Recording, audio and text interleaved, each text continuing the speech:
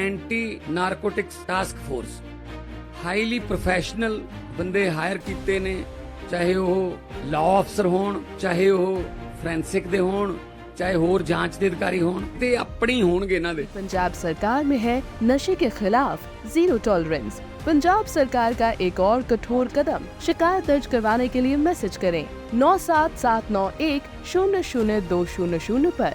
नशे के खिलाफ हमारा साथ दें।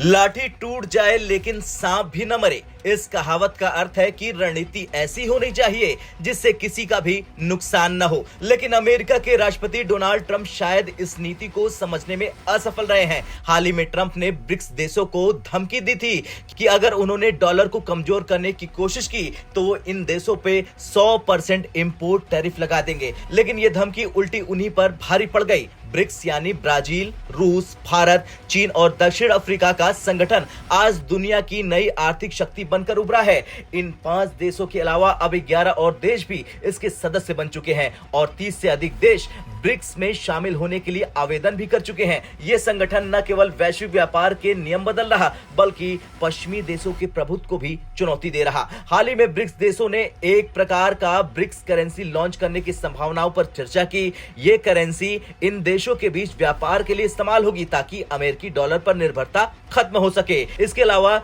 ब्रिक्स देश एक डिजिटल पेमेंट सिस्टम डेवलप करने पर विचार कर रहे हैं जो स्विफ्ट पेमेंट का विकल्प होगा। अमेरिका का प्रभुत्व डॉलर और स्विफ्ट सिस्टम पर आधारित है। अगर ब्रिक्स करेंसी लॉन्च होती है तो ये डॉलर के वर्चस्व को मिट्टी में मिला सकती है। इसी डर से ट्रंप ने ब्रिक्स देशों को धमकी दी कि अगर उन्होंने ऐसा कोई कदम उठाया तो वो 100% टैरिफ लगा देंगे। भारत जैसे देश जो अमेरिका को हर साल लगभग $82 बिलियन का सामान निर्यात करते हैं, इस कदम से प्रभावित हो सकते हैं। उदाहरण के लिए भारत अमेरिका को मुख्य रूप से कपड़े और ऑटो पार्ट्स भेजता है।